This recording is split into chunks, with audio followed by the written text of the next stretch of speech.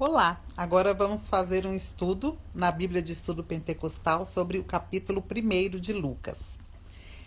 No versículo 15, fala sobre o fato de João Batista, que João Batista não deveria beber vinho nem bebida forte, né? A palavra grega usada para bebida forte é siquera. Seu significado exato não se conhece, mas sem dúvida corresponde à palavra shecar do Antigo Testamento.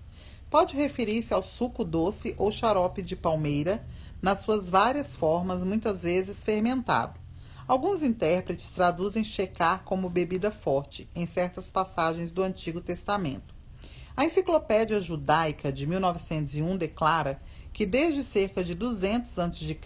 até 200 depois de Cristo, vinho era distinguido de bebida forte, pelo fato de o vinho ser diluído em água, ao passo que a bebida forte não era diluída. No versículo 15 fala também, que ele seria cheio do Espírito Santo. Note o resultado da vida e do ministério de João na plenitude do Espírito Santo. Mediante o Espírito Santo, João, 1. Pela pregação, convence o povo dos seus pecados e o leva ao arrependimento e à conversão a Deus. 2. Prega no espírito e poder de Elias. E 3. Reconcilia as famílias e conduz muitos a uma vida de retidão. Quando foi falado, que João Batista não deveria beber bebida forte, são bebidas que podem mexer, não deixar a consciência da pessoa sã. Isso provavelmente atrapalharia o ministério dele, tiraria dele a direção que o Espírito Santo estava dando para ele e o impediria de ser cheio do Espírito Santo, porque essa recomendação veio antes de dizer que ele seria cheio do Espírito Santo, E no versículo 17 fala que ele viria no espírito e virtude de Elias. João será semelhante em muitos aspectos ao destemido profeta Elias. Por ser cheio do Espírito Santo, seria um pregador de retidão moral. Foi o que aconteceu. Demonstrará o ministério do Espírito Santo e pregará sobre o pecado, a justiça e o juízo. Converterá os rebeldes à prudência dos justos. Não transigirá com a sua consciência, nem perverterá princípios bíblicos para conseguir posição social ou proteção.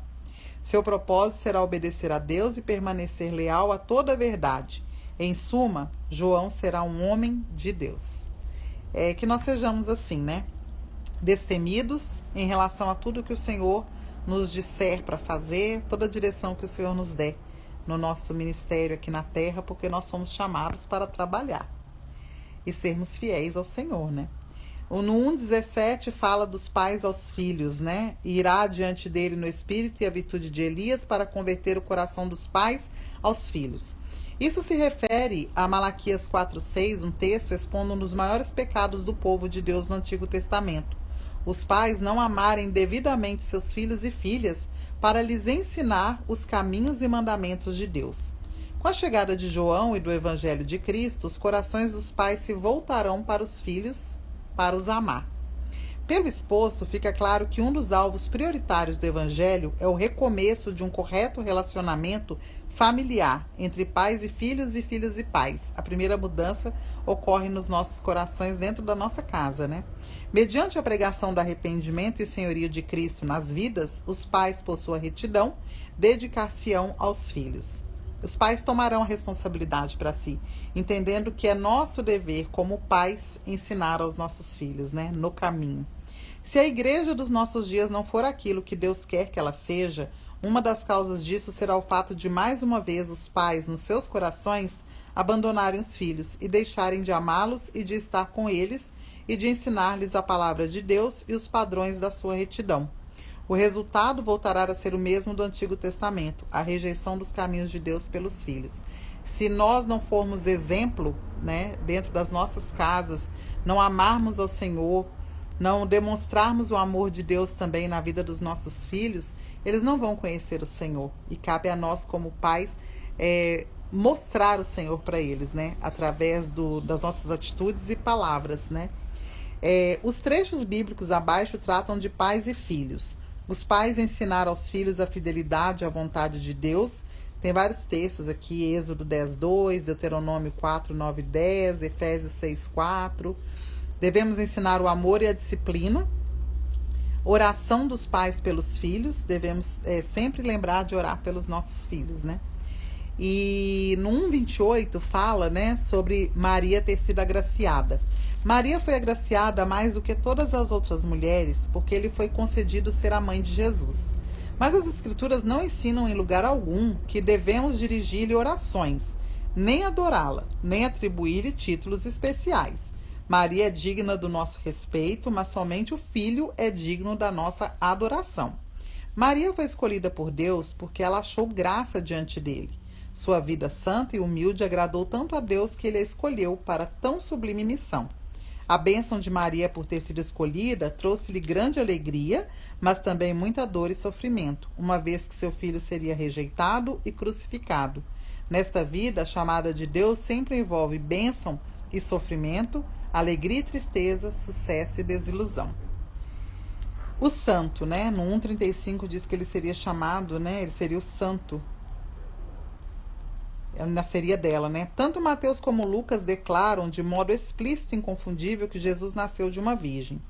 O Espírito Santo viria sobre ela e o filho seria concebido mediante uma intervenção divina milagrosa.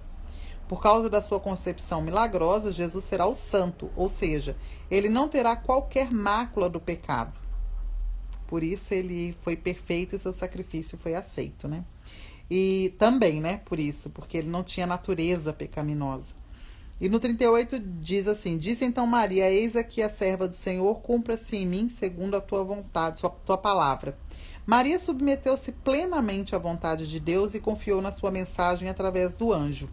É interessante porque Maria estava noiva, né? E ela não se preocupou com a opinião de José. Ela simplesmente aceitou a vontade de Deus porque ela sabia que o Senhor é fiel e o Senhor faria, né? O que fosse necessário. Aceitou alegremente a honra e ao mesmo tempo o opróbrio. O opróbrio resultante de ser a mãe da divina criança. As jovens crentes devem seguir o exemplo de Maria quanto à castidade, ao amor a Deus, à fidelidade à sua palavra e à disposição de obedecer ao Espírito Santo. Aleluia. E no 47, né, mostra ali Maria, né? Maria louvando ao seu Salvador, né? Deus meu Salvador. Nessas palavras de Maria, ela reconhece sua própria necessidade de salvação. Maria, como pecadora, necessitava de Cristo como Salvador. Não é porque ela era virgem que ela não tinha pecado, né? A ideia de que Maria foi concebida imaculada e que viveu sem pecado não se acha em nenhuma parte das Escrituras. O único que nasceu sem pecado foi Jesus, né? E no versículo 67, Zacarias cheio do Espírito Santo. Lucas registra que o Espírito Santo encheu de poder muitas pessoas importantes ligadas ao nascimento de Cristo. Depois da ascensão de Cristo, o caminho ficou aberto para que todos os crentes sejam cheios do Espírito Santo. Zacarias, né, ficou cheio do Espírito Santo naquele momento, mas o Espírito Santo visitava, né, as pessoas. Hoje não, hoje ele habita em todo aquele que queira o receber, todo aquele que quer ser casa, né, ser templo do Espírito Santo, ele habita nele, né? E no 1:75 fala assim: santidade e justiça. O sumo propósito da nossa redenção é sermos libertos do domínio de Satanás, a fim de que, né, para que nós precisamos dessa libertação? Para servirmos a Deus em santidade e justiça perante Ele todos os dias da nossa vida. Todo filho de Deus deve visar a ter uma vida de santidade e justiça em meio a um mundo mau. Essa vida santa é perante Ele, na sua presença. Amém. Que nós consigamos viver uma vida, né, a cada dia como canais do Senhor nessa terra, né, sendo luz, sendo sal, trazendo sabor, né, e levando vida para todos aqueles que estão mortos ainda nos seus pecados e delitos e levando a luz para todos que estão em trevas. Amém. Aleluia.